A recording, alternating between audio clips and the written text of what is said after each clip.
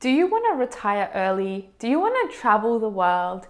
Do you want the freedom to do whatever it is that you like whenever you want? Then watch these 5 millionaire habits to adopt in 2022.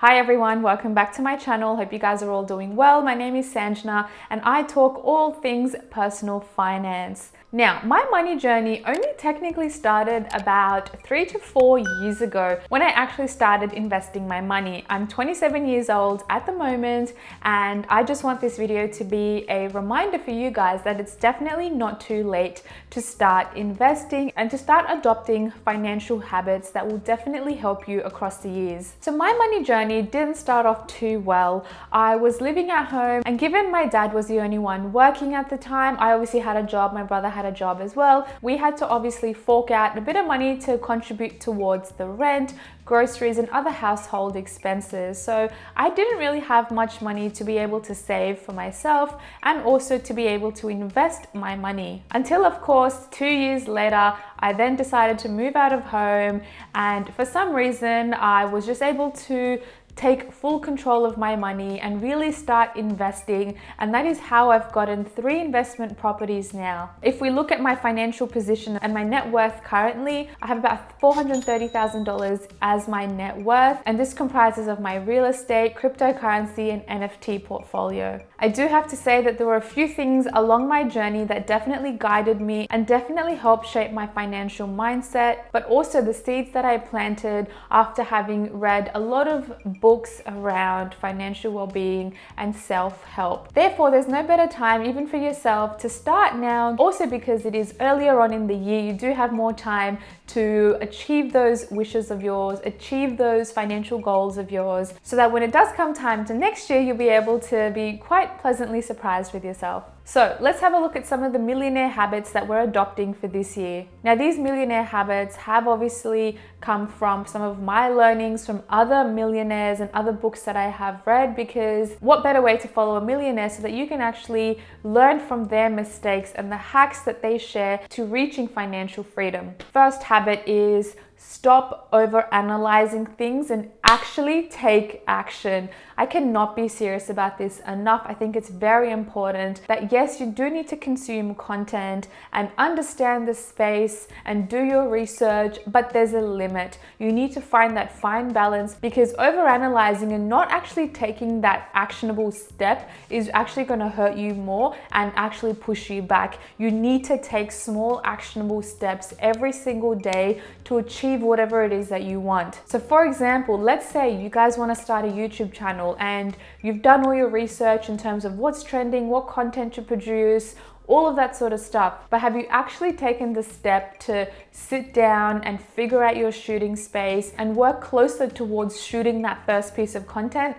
I bet not. You would have all the ideas in your head, but you have nothing to show of it because you haven't actually gone out and shot that content or taken the photo or even set up your space. So take small actionable steps each day so that you are getting closer and closer to achieving what you want. Secondly, choose your friends wisely. This is very, very important. As cheesy as it does sound, the 5 closest people around you are really going to determine and define what kind of success that you're going to have. If someone in your intimate circle is not making you stronger, then you need to consider letting that relationship go. And as harsh as it sounds, you need to cut these people out of your life.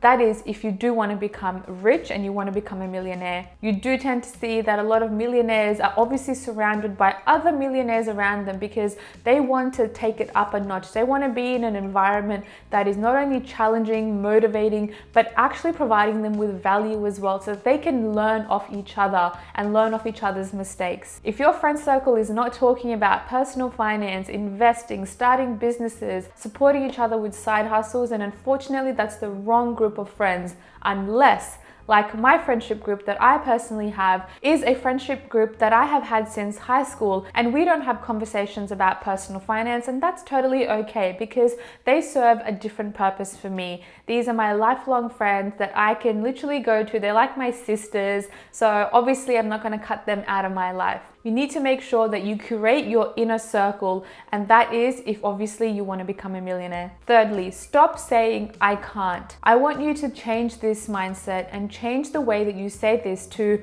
I can do this. Now, let me give you an example. So Ravi and I obviously moved in together. So the current apartment that we're living in, we're paying $1,200 a week. Now, of course, that is a lot of rent to pay on a weekly basis for anyone. But we had the mindset that we want to live in an area that is suited to our lifestyle. Obviously, rent vesting, if you haven't seen my last video, be sure to watch it. But we want to make sure that we are providing ourselves the best possible environment so that we can actually strive to make more money. And if we're living in a place which has a weekly rent of about $1,200, obviously we're going to feel a little bit like, is it too much? But no, we can actually afford it. But we always want to make sure that we are reducing the proportion of rent that we pay as a ratio compared to our total income or salaries. So that is obviously going to make us work harder in an environment that is actually better for us. Also, if you're thinking about traveling this year, if you're thinking about taking that business class trip, then say that you can actually do it, because this will change the way that you think, and your brain will just send signals in that you need to strive for more if you do want to achieve what you want to achieve. So you will work harder, you'll work smarter, you will actively go out and take actionable steps, you'll do your research, all of that good stuff. So stop saying you can't. Think about how you can, and then the small steps that you need to take to get you there. Next point is to say no to things. You need to think of your time as the most valuable asset that you have.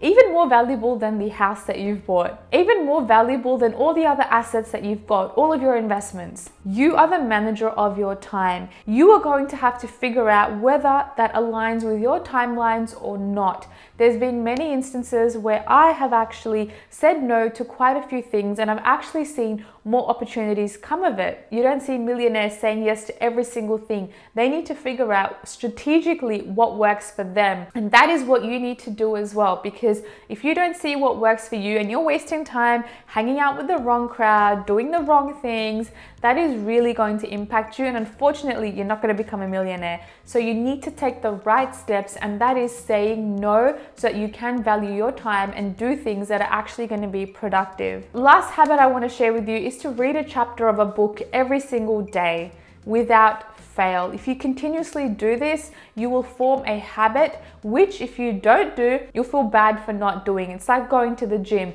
If you know you've got a routine to go to the gym every day and you don't go, you obviously feel bad. You need to feel bad about not reading a chapter every single day. And I'm not saying a fictional, romantic love story kind of book. I'm talking a financial well-being, self-help type of book. Of course, you can read fictional books. That is obviously a form of entertainment, like your Netflix and other TV shows, but self-help, personal growth, and finance books is really what's going to take you to the next level. Reading financial books and self-help books from other millionaires and billionaires, I think is amazing, because you get to learn from other people's mistakes and they're sharing their nuggets of gold. So we are getting free answers, we're getting free resources. So why not take that on board and use that on ourselves so we can become millionaires as well? Now, of course, if you struggle with reading books, there is also the option of audiobooks as well. And also have a running list of books that you do want to read. I've personally got a running list of books that is on my agenda that I want to read over the next few months. So it gives you something to look forward to, and you need to find your type of genre of book. Personally, for me, I like reading about people's biographies, their stories, their hardships, struggles, and how they became successful. But I also do love reading, Rich Dad, Poor Dad, things that actually do provide me with value and real life skills that I need to do this for myself. If you want to follow me on my journey, then be sure to follow me on my Instagram and my TikTok account, Success by Sanjna, and I'll catch you guys in my next video. Thanks, guys.